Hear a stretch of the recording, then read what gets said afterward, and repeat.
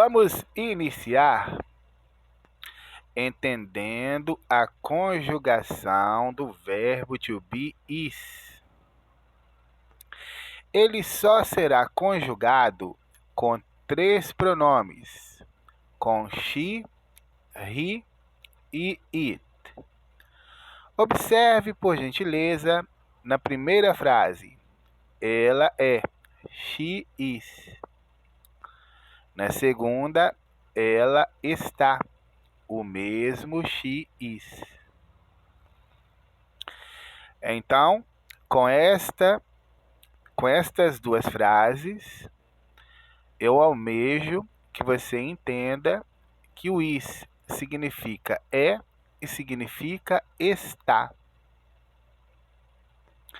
possibilitando-nos a produzir frases com estas características destas duas frases. Ela é uma boa aluna. She is a good student. Ela está estudando. She is studying. Nas frases acima, nós tivemos o verbo to be is sendo conjugado com o pronome she. Agora, nós teremos ele sendo conjugado com o pronome he. Ele está, ele é, he is. Ele está, he is. Ele é um bom aluno. He is a good student. Ele está lendo agora. He is reading now. Então, existem 3 verbos to be no presente. Neste momento, nós estamos focando em um deles, que é o is. E o is sempre será conjugado com os pronomes she, he e it. Nas frases acima, nós tivemos ele conjugado com he e com she. Agora nós teremos frases com it. Então, ele é bonito. It is beautiful. Ele está aqui. It is here. O it traduz ele e ela, mencionando coisas, objetos e animais. Então, ele é bonito. Quem? O celular, um exemplo. Ele está aqui. Quem? O carro, um exemplo. O he traduz ele para pessoas e o she traduz ela para pessoas. Ela é minha. It is mine. Ela está aqui. It is. Aliás, ela está lá. It is there. Agora nós vamos contemplar alguns vocabulários que estarão nos próximos diálogos. Então, minha preferência, my preference, é comédia, is comedy. Nós estamos falando agora de gêneros de filmes. Minha preferência é terror, my preference is horror. Minha preferência é drama, my preference is drama. Minha preferência é carne de boi. My preference is beef. Agora vamos falar de alimentação. Minha preferência é frango. My preference is chicken. Minha preferência é camarão. My preference is shrimp. Nós vamos agora retornar para a explicação do verbo to be is. Todos os verbos to be, nas perguntas, eles invertem com o pronome. Observe essas inversões com o is. Na primeira frase, em português, ela está. Em inglês, está ela. Está is. Ela, she. Viajando, travel. Ele está. em português, e em inglês está ele. Está is. Ele ri. Lendo, reading. Ela está, em português, e em inglês está ela. It is it. Aqui, here. Ele está, em português, e em inglês está ele. Is it. Com ela, with her. Vamos observar alguns vocabulários dos próximos diálogos. Tipo, kind. O I tem o som de I. O restante tudo tem o mesmo som da escrita. Então, tipo, kind. Filme, move. O O tem o som de U e o E mudo. O restante tem tudo o mesmo som da escrita. Então, filme, move. Preferência, preference. Preferido, preferred. Olha, o preferred, ele traduz preferido no dicionário. Existem palavras que no dicionário ela tem uma tradução. Porém, essa tradução que ela consiste no dicionário, ela não é utilizada nas frases. Isso é chamado de conotação e denotação. Então, você não vai contemplar os americanos traduzindo preferido por preferred. Ele não vai falar minha carne preferida e vai usar o preferred para traduzir preferido. Ele não vai falar meu celular preferido e vai usar o preferred para traduzir o preferido. Então, ele não vai usar o preferred para traduzir o preferido nestas exemplificações destas duas frases e em frases similares a estas. Ele vai usar o favorite, que no dicionário significa favorito. E em muitas frases também significa favorito, porém em muitas frases significa preferido. Vamos entender um pouquinho o que é conotação. A conotação é a palavra que ela tem a tradução no dicionário. Aliás, a denotação, não a conotação. Eu me distraí aqui na explicação. Então, entenda que a denotação que ela tem esta tradução exata. Então, preferred no dicionário traduz preferido. Então, esta classificação, essa definição é chamada de denotação. A tradução da palavra no dicionário é classificada como denotação. E a tradução da palavra em frases, mas que não tem a tradução no dicionário, é chamada de conotação. E também é chamada de polissemia ou homografia. E nós também temos estas mesmas ocasionalidades em português. Vamos observar algumas situações que nós temos estas ocasiões em português. Na primeira palavrinha ali em vermelho, banco.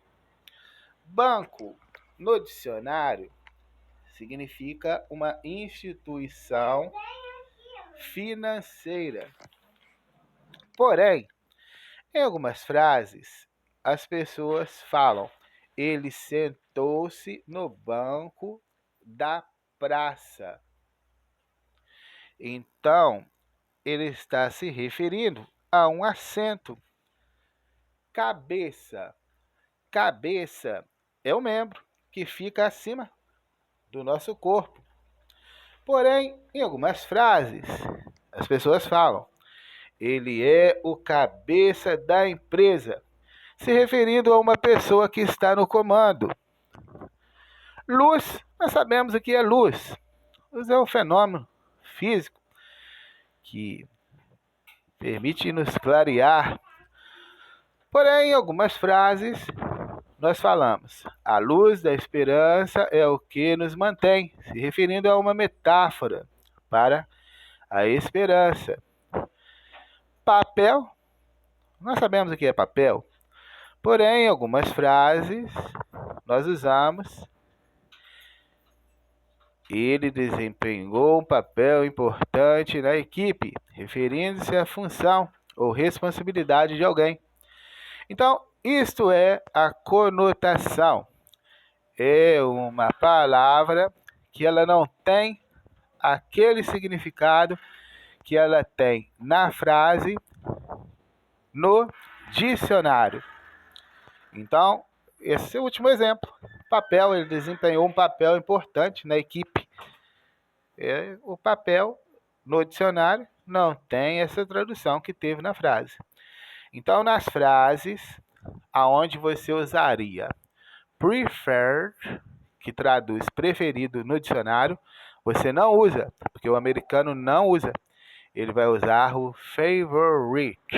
Então, você usa o favorite.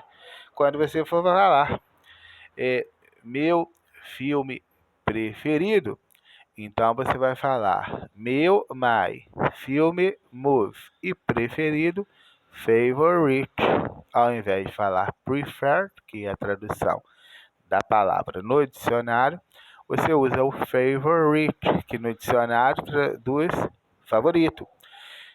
Em algumas frases também traduz favorito, mas em algumas frases traduz preferido. Então, quando você for falar, este é meu celular preferido, para traduzir o preferido, você usa o favorite. Agora nós vamos ter alguns vocabulários dos próximos diálogos. Vamos ver algumas frases também. Então, o gênero de filme: ação, action. Aventura, adventure. Qual é seu tipo? What is your kind? De filme preferido. Of movie favorite. Minha preferência é aventura. My preference is adventure. Minha preferência é ação. My preference is action. Existem apenas 3 verbos to be no presente. Um deles é o is. E com is, nós vamos conjugar os pronomes ela, que é she, que é usado para pessoas, ele, que é he, que é usado para pessoas, e o it, que significa ele e significa ela, mencionando coisas, objetos ou animais. E todas as vezes que nós tivermos o verbo to be em frases negativas, nós inverteremos o verbo to be com o not, que traduz não. Vamos observar nas frases. Ele não está, em português, e em inglês, ele está não. Ele está is, não not. Na igreja, at the church. Ele não está. Ele, it, está, is, não, not. Na praia, at the beach. Ela não está. Ela, it, está, is, não, not. Na cachoeira, at the waterfall. Observe que nas afirmativas não inverte. Então, ela está na pizzaria.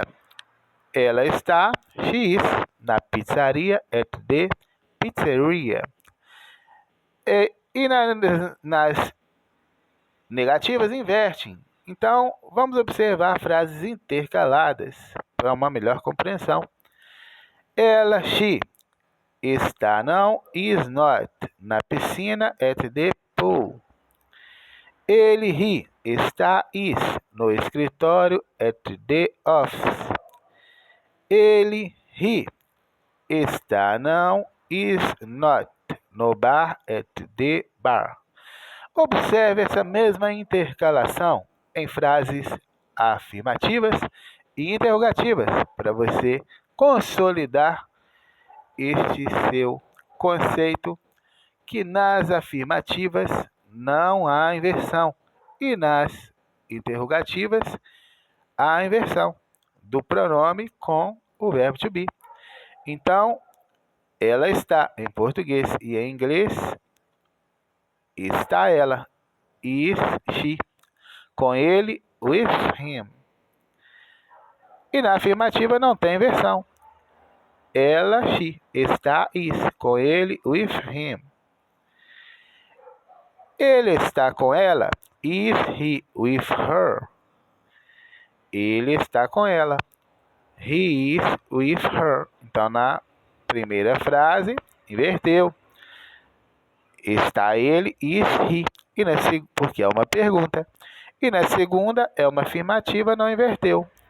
Ele está, he is. Vamos observar alguns vocabulários da próxima aula. Batata assada, baked potato, ou batata frita, or french fries. Minha preferência é batata frita. My preference is french fries. Alface ou couve? Lettuce or cabbage? Minha preferência é alface. My preference is lettuce. Tomate ou pimentão? Tomato or bell pepper? Minha preferência é tomate. My preference is tomato. Observe que na frase acima eu traduzi a transcrição fonética de tomate como tomato. E na última frase eu traduzi como tomato. Eu fiz esta transcrição fonética propositamente para poder te trazer uma explicação relevante. Nós temos no Brasil diversidades de sons, onde o carioca fala portas, com R normal, por. O paulista fala por, enrola a língua no R, portas. E o carioca falou o S de portas, do paulista, com X, portas. Então, o paulista falou diferente, ao enrolar a língua no R, portas, e falou o S diferente. E o carioca não enrolou a língua no R e falou o S como X, portas. E esta mesma diversidade nós temos em inglês, em várias regiões dos Estados Unidos. E além de várias regiões, nós temos também a diferencialização das pronúncias de pessoas para pessoas. Nós tivemos aqui a palavrinha couve. Se você observar bem, você vai encontrar pessoas que ao invés de falar couve com U, fala couve sem U. Pode observar que você encontra. Então, este pequeno som chamado de fonética, o mínimo do som, é chamado o mínimo da fonética, ele não interfere na compreensão de quem está te ouvindo. Então, nós temos como estudiosos do idioma, eu já estou há mais de 26 anos na qualidade de proprietário de cursos. Sou formado em letras, com licenciatura em língua inglesa e sou pós-graduado em inglês. E já tive cursos de inglês dentro de universidades e no dia a dia me comunicava tanto com assuntos profissionais como assuntos pessoais, porque eu fiz amizades com os administradores, proprietários das faculdades.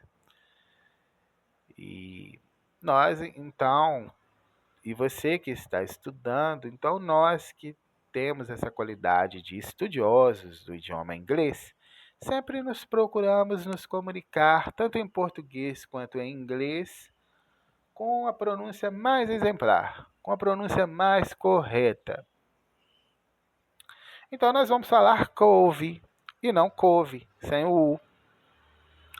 Porém, nós vamos observar que tem pessoas que falam couve, sem o U. E nós vamos entender essas pessoas.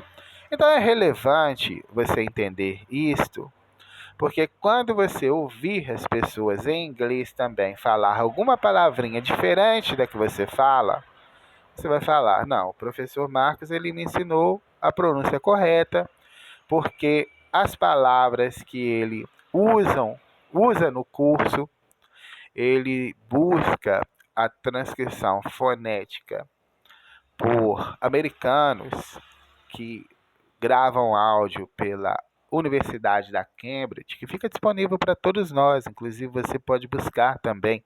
Eu envio, inclusive, no grupo de WhatsApp, frequentemente, envio o link de onde você busca os americanos falando no site da Universidade de Cambridge. A Universidade de Cambridge é uma das regulamentadoras do idioma da língua inglesa. Então, os americanos que falam lá, nós compreendemos que são os americanos que falam o som mais correto das palavras. E, além disso, eu tenho outros estudos que me qualificam a trazer o som correto das palavras. Porém, existem alguns sons que eles não têm. Existem esse som aí de couve ou couve, que aí é correto nós falarmos com o som de U, couve. Agora, existem alguns sons que eles não têm esta definição de qual que seja correto e de qual que seja incorreto, como é o caso de tomato ou tomato. Por que que não tem este conceito? Porque é o mesmo conceito do carioca e do paulista, eles falam diferentes. E não é classificado o paulista como uma fala correta e o carioca como uma fala incorreta, ou vice-versa, não. As duas falas são corretas. E no caso de tomate, o americano que mora em Nova York, que é a maior cidade dos Estados Unidos, ele vai ter essa prática de tocar o T pelo R, não só em tomate, mas em computador, em água, em várias palavras que têm a letrinha T. E o americano que mora em Los Angeles, que é a segunda maior cidade dos Estados Unidos, então nós estamos comparando a segunda maior cidade, que é Los Angeles, com a primeira maior cidade, que é Nova York. Ele não vai ter a prática de trocar o T pelo R. Então, o americano de Nova York fala tomato, troca o T pelo R. O americano de Los Angeles, tomato. O americano de Nova York troca o T pelo R, computer. O americano de Los Angeles não troca o T pelo R, computer. Então, é muito relevante você ter tido esta explicação sobre a diferença mínima em algumas palavras dos sons, para você poder, então, ter a certeza que essa diferença mínima ela não inviabiliza a sua compreensão e, em muitos casos, ela não é compreendida como incorreta. Então, encerramos esta rica videoaula. Muito obrigado pela sua companhia e até mais. See you later.